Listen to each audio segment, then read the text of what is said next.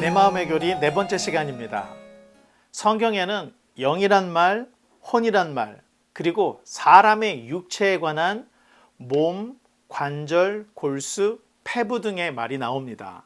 문제는 성경에 영혼이라는 단어는 없다는 것입니다.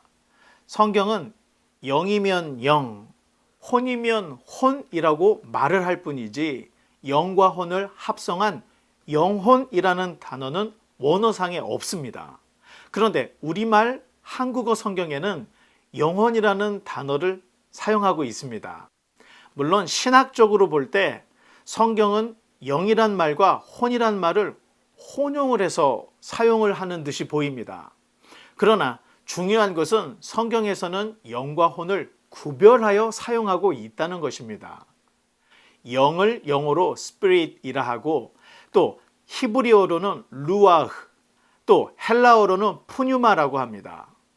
한편 혼을 영어로 soul, 또 히브리어로는 네페시, 헬라어로는 푸시케라고 합니다. 이처럼 영과 혼은 원어상으로는 확실히 구분을 하고 있습니다. 특히 주의해야 할 것은 우리말 한국어 성경은 영혼이란 말을 주로 영에 가깝게 번역을 하고 있고 때로는 영이란 말과 혼이란 말을 아예 번역을 하지 않는 성경 구절들도 종종 있습니다. 아마도 여러분 중에 성경을 좀 읽어보신 분들이라면 창세기 2장 7절에 영혼이라는 말과 비슷한 생령이란 단어를 기억하시는 분들이 계실 것입니다. 한자로 생령은 살아있는 영이란 뜻입니다. 생령이라는 말은 히브리어로 네페시, 영어로는 living soul, 즉 살아있는 혼이란 뜻입니다. 그러니 최초의 사람인 아담은 처음부터 살아있는 혼, 즉 생명체로 창조되었다고 창세기에 기록을 하고 있는 것입니다. 기독교 이전에도 인간에 대해 알고 싶은 욕구들이 있어 왔습니다. 그래서 고대 철학자들은 세상을 선과 악, 이렇게 이분법으로 구분을 했습니다. 그러다 보니 인간도 영혼의 정신 그리고 육체 이분법으로 이렇게 구분을 했던 것입니다. 이와는 다르게 인간을 영혼 육의 3분법으로 보기도 합니다. 그렇다면 이분법이나 3분법 중에 어느 것이 정통인가? 사실 이분법이든 3분법이든 그것은 정통과 이단에 큰 영향을 미치지는 않습니다. 이분법이든 3분법이든 그것이 기독교의 핵심 교리인 삼위일체 교리나 구원론에 있어서의 인간론, 죄론 혹은 그리스도론 등을 왜곡시키지는 않기 때문에 그렇습니다. 현재까지도 이분설과 3분설은 하나로 통합되지 않고 있습니다. 다만 인간의 죽음에 대해서는 같은 목소리를 내는데 죽음이란 영과 혼 내지는 영혼과 육체의 분리라고 보고 있습니다.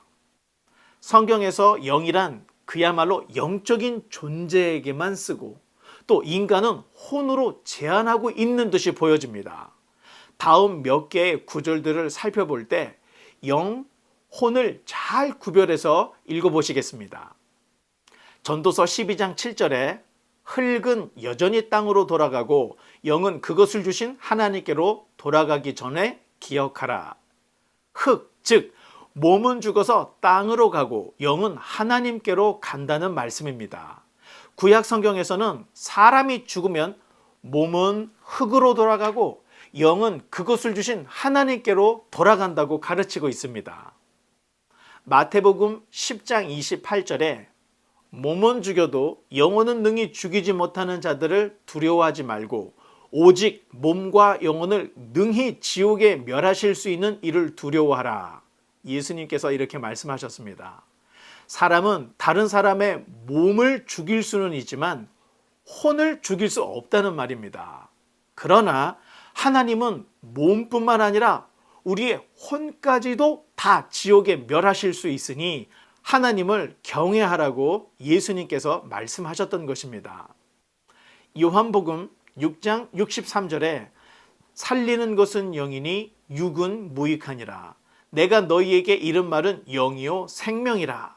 예수님의 말씀이 영과 생명이니 예수님의 말씀이 사람을 살리신다는 뜻입니다.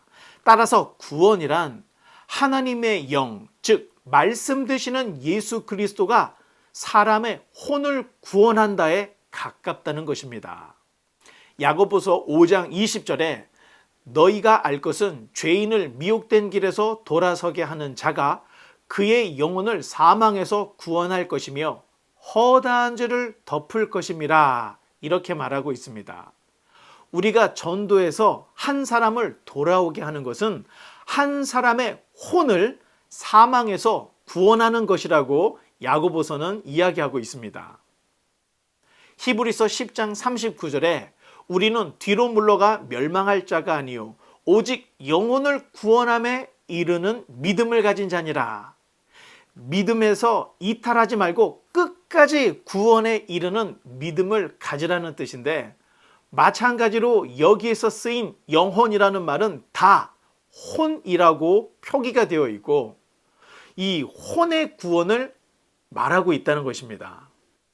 야고보서 1장 21절에 그러므로 모든 더러운 것과 넘치는 악을 내어버리고 너희 영혼을 능히 구원할 바 마음에 심어진 말씀을 온유함으로 받으라. 말씀을 받아 혼의 구원을 받으라고 계속해서 가르치고 있습니다.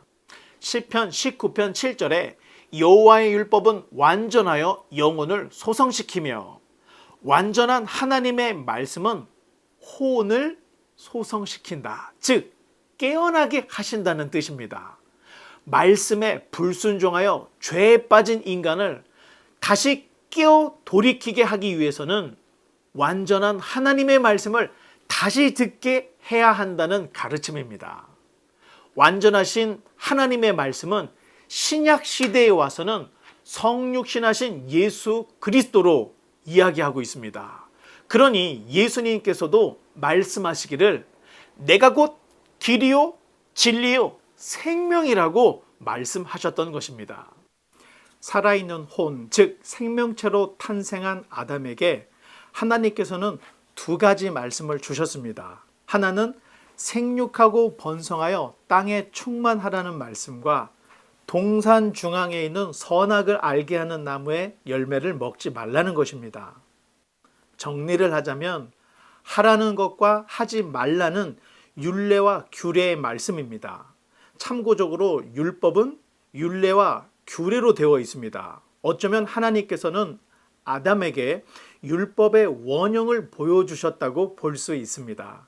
그러나 아담과 하와가 먹지 말라는 선악과를 먹음으로써 하나님의 말씀을 거부하여 사망에 이르게 된 것입니다.